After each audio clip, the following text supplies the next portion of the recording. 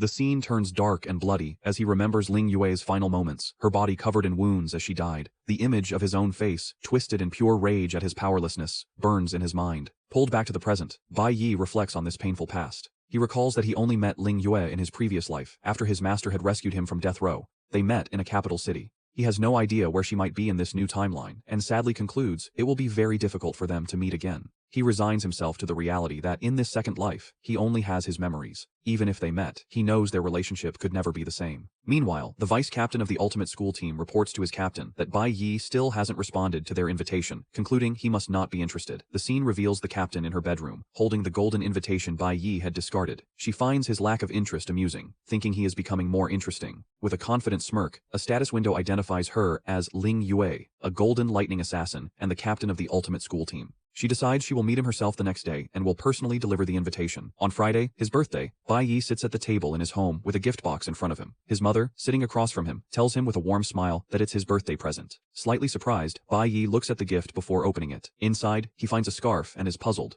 He wonders why she would give him a scarf when summer is starting. Alongside the scarf is a note with a heartfelt message, wishing her dear son eternal happiness and to bravely live the life he chooses. Suddenly, his eyes widen with realization. He asks his mother if she knew that he would be going to the Shanghai nation soon. She smiles gently and confirms she knows. She explains that the temperature difference between day and night is significant there, and he needs to take care of himself. She also assures him she will take care of herself too. Bai Yi is deeply moved, realizing his mother has known what he's been doing all along and has been silently supporting him. Then, his mother hands him some money with a bright smile, suggesting that since it's his birthday, he should treat his best friends to a meal. Bai Yi sighs with a faint smile and gently reminds her, as if he said it before, that he doesn't have any friends. Later that day at school, Bai Yi is approached by his two middle school friends. The first enthusiastically gives him a flashy figurine of a blue-haired water mage, proudly saying it's his favorite model and asking if Bai Yi thinks it's cool. Looking unimpressed, Bai Yi offers a flat and simple thank you. Seeing this, Specs steps forward, telling the other friend he's pathetic and to look at his gift instead. He places a plainly wrapped rectangular object on Bai Yi's desk, remarking that it wasn't easy to get. As Bai Yi unwraps it, his eyes widen in shock. The gift is the original soundtrack for his favorite old movie, Fatal Magic. The gift triggers a powerful memory. In his past life, he and Specs would secretly watch banned prehistoric movies in Ashed, and this was one they shared. Specs leans in conspiratorially, whispering to Bai Yi to hide it well so the teacher doesn't find it. Bai Yi carefully slides the precious gift under his desk. He turns back to Specs with a genuine, warm smile and sincerely thanks him. Specs smiles back, sharing the moment of their renewed bond. With the moment of friendship concluded, Chi Yin approaches Bai Yi at his desk, calling out his name. With a bright, cheerful expression, she wishes him a happy birthday and offers him a gift box. His two friends watch from the background, their jaws dropping in shock as they realize what the gift is. Inside the box, on a soft cloth, is a massive, sparkling gemstone, identified by a system window as a rare, unappraised, A-class mage weapon. Bai Yi himself looks taken aback by the extravagant gift. He pushes the box back towards her, telling her he cannot accept it because it is far too valuable. Chi Yin insists, smiling as she explains she wouldn't have been able to join the training trip if it weren't for him. She casually adds that it isn't a particularly precious item for her family, as they have many, and she knows it will be a great help to him. Bai Yi hesitates for a moment, his hand hovering over the box. After considering her words, his expression hardens with resolve. He concludes she is right. He needs to improve and has no reason to refuse the help.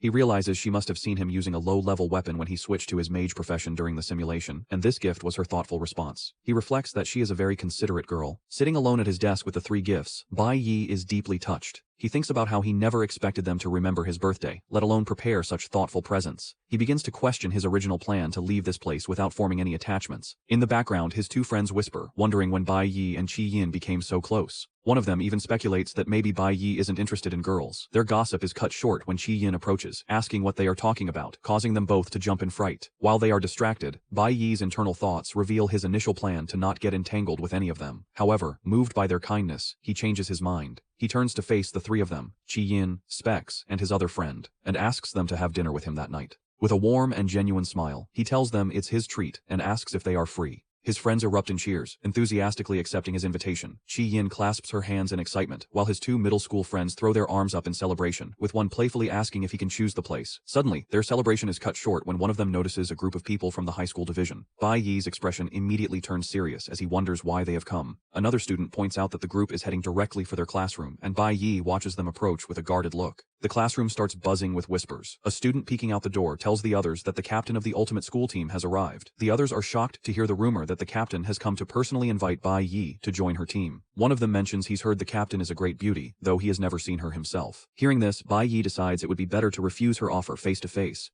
He stands up from his desk and walks out of the classroom, leaving his friends behind. They watch him go, thinking that this is going to be an interesting spectacle. News of the confrontation spreads quickly, and students from all over the building gather on the balconies to watch. Among the onlookers is Zilling, standing with a group of his friends. He watches with a face twisted in rage, gritting his teeth as he mutters in disgust, wondering why that stinking brat Bai Yi is worth so much trouble. He continues to watch from the balcony, resentful and scowling. Unfazed by the growing crowd, Bai Yi walks confidently down the school hallway to meet the captain. Suddenly, a blinding flash of golden electric energy erupts in the hallway. The powerful surge knocks several onlookers off their feet, who cry out in confusion, wondering what just happened. However, Bai Yi is not knocked back. He stands frozen, his eyes wide with utter shock. Golden sparks of lightning crackle around his face as he stares at the source of the energy, a look of disbelief and recognition on his face. The hallway erupts in a chaotic surge of golden lightning, with Bai Yi standing as the calm center of the storm. A brilliant beam of electrical energy shoots directly towards him, but he remains poised, his face shadowed and unreadable, even as the sheer force of the energy blast sends other students reeling. With his vast experience, Bai Yi instantly recognizes the direct assault as a feint, a distraction from the real attack. Reacting in a split second, he summons his own glowing green blade, ready to counter the unseen threat. Just as he prepares his defense, his senses scream a warning. The true danger is approaching from behind. With incredible focus, he pinpoints the attack coming from his left rear. He spins around just in time, blocking the lightning-fast strike with his own blade in a brilliant clash of energy. The onlookers who are still standing are blown away by the speed of the exchange, crying out in confusion and amazement. The source of the attack is revealed to be a young woman, her entire form radiating a powerful golden aura, her face obscured by the light but smiling. As the light fades, Bai Yi peeks from behind a corner, and his composure completely shatters. His eyes are wide with disbelief. The attacker steps back, retracting her energy. It is Ling Yue, captain of the ultimate school team, holding a blade still crackling with lightning. She smirks at him, impressed, and compliments his quick reflexes, stating that she knew she hadn't chosen the wrong person. Bai Yi can only stare back, completely stunned and speechless. The person from his past life, the one he thought he might never meet again, is standing right in front of him. Staring at Ling Yue, Bai Yi remembers his past life with her. He recalls her cheerful, playful nature, always asking for hugs with a bright smile, or teasingly asking him to carry her after a tough battle.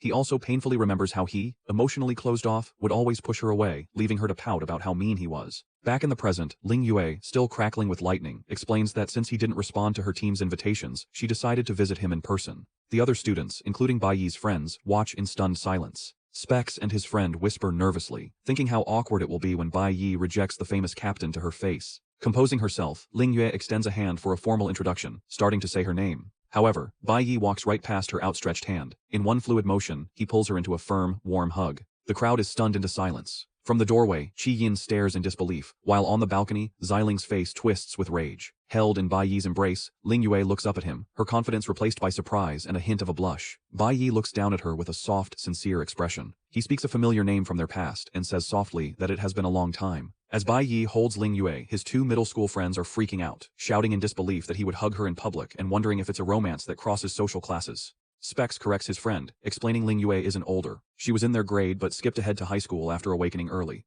In the background, Chi Yin stares, looking completely dazed. Regaining her composure, Ling Yue breaks from the hug. She disappears in a flash of lightning and reappears beside Bai Yi, tapping his shoulder with a finger still crackling with energy. With a confident smirk, she asks if his surprising hug meant he accepted her invitation to the team. She continues her pitch, explaining the ultimate school team is fully funded with the best resources. She adds they know faster ways to grow stronger than just clearing school dungeons and suggests they could fight side by side. Bai Yi listens to her offer in silence. Then, looking at her directly, he gives his firm answer. He tells her he won't be joining the ultimate school team. He adds that since he doesn't plan on staying at the school long, joining a club would be meaningless. After firmly rejecting her offer, Bai Yi extends his hand. He confidently tells Ling Yue that while he won't join her team, he plans to establish his own guild soon. He takes her hand in a firm shake, assuring her with a determined smile that when that day comes, they will get the chance to fight side by side. Their moment is interrupted by the vice captain, who runs up asking why Ling Yue is there. He explains someone named Hong Chu has returned, and the principal has ordered their team to greet them.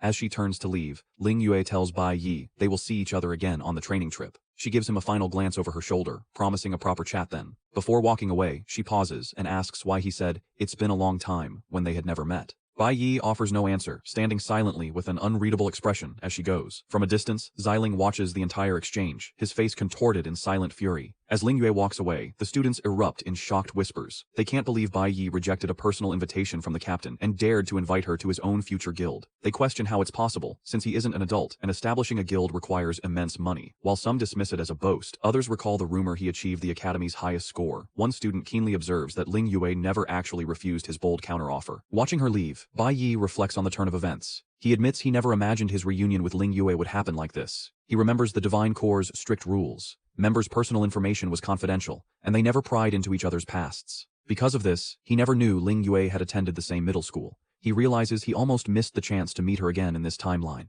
A small, genuine smile spreads across his face. He concludes this unexpected and wonderful reunion is a very pleasant birthday surprise. Later that evening, Bai Yi keeps his promise and treats his friends, Chi Yin, Specs, and his other middle school friend, to dinner at a barbecue restaurant.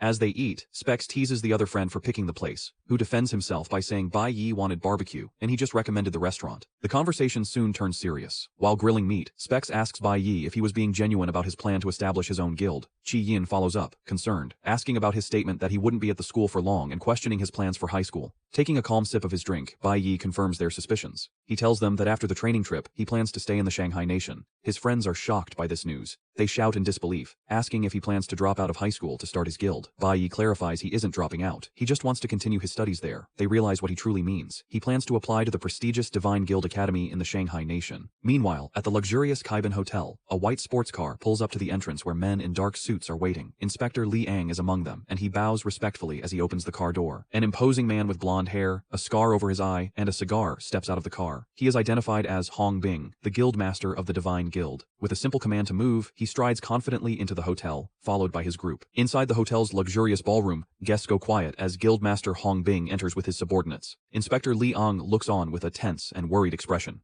His gaze is fixed on a surprising sight. Bai Lingsheng, Bai Yi's father, standing smugly with his arms crossed, accompanied by Inspector Chen Jinwu. Li Yang is completely baffled, wondering what is happening. He questions how Bai Lingsheng could be out of prison already, since he was supposed to serve a 15-day sentence for his violent behavior. Chen Jinwu approaches Li Yang with a sly grin. He explains that Bai Lingsheng paid double the bail, and that their captain approved it, suggesting Li Yang should just ignore the situation. Furious at this obvious disregard for the rules, Li Yang clenches his teeth in anger. He angrily confronts Chen Jinwu, demanding to know why, even if he was released, he was brought to an important dinner with Guildmaster Hong Bing. Leaning in closely, Chen Jinwu reminds Liang that Bai Lingsheng was kicked out of the guild for a minor incident in the past. He explains that Lingsheng sees this rare opportunity as his chance to get back into the guild as good graces. With a smug expression, Bai Lingsheng presents a bag filled with valuable magic crystals, which are valuable ores from a demon cave. Chen Jinwu finishes his explanation, stating that since Lingsheng brought all of his family's assets to get back in, it was no big deal to do him this favor. However, the plan immediately fails. Before Lingsheng can speak, Guildmaster Hong Bing smacks the bag from his hands, sending the crystals shattering across the floor. He furiously demands to know who let Lingsheng in. The terrified Lingsheng can only stammer as the imposing guildmaster stands over him. His face twisted in rage, Hong Bing yells that the Divine Guild booked the entire venue and angrily questions the security risk of an outside dog leaking their secrets. The intensity of his anger leaves both Chen Jinwu and Liang pale with shock. Completely humiliated, Bai Lingsheng drops to his knees, frantically trying to gather the broken crystals while stammering an apology. But his pleas are cut short as Hong Bing lunges forward and violently grabs him by the collar. With menacing glowing eyes, the guildmaster gets in Lingsheng's face, asking with disgust what ability or status gives him the nerve to try and bribe him. With a final, crushing insult, he shoves Lingsheng away, telling him to take his useless broken things and get lost.